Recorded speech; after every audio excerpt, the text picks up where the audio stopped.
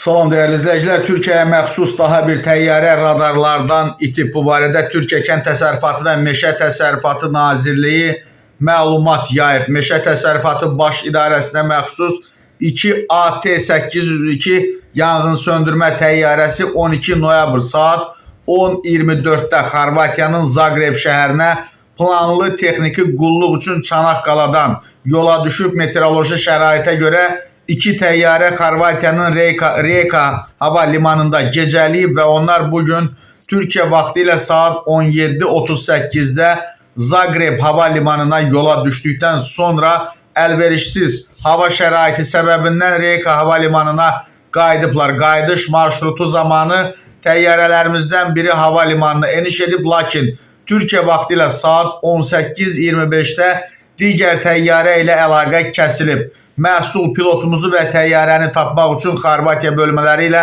koordinasiyada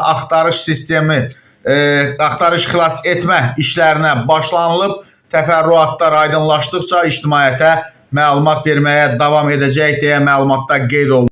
Türkiyənin Kənd Təsərrüfatı və Meşə Naziri İbrahim Yumaklı radarlardan itən təyyarənin qalıqlarının tapıldığını və bir pilotun həlak olduğunu açıqlayıb. Radio əlaqəsi kəsiləndən yanğın söndürmə təyyarəmizin qalıqları Xorvatiyanın Sen şəhəri yaxınlığında tapılıb. Bu faciəli qəzada şəhid olan pilotumuza Allah rəhmət eləsin, meşəçilik təşkilatımıza və xalqımıza başsağlığı verirəm deyə nazir bildirib. Xatırladaq ki, noyabrın 11-də Türkiyə Silahlı Qüvvələrinə məxsus C-130 tipli təyyarənin qəzaya uğraması nəticəsində 20 hərbçi həlak olmuşdu.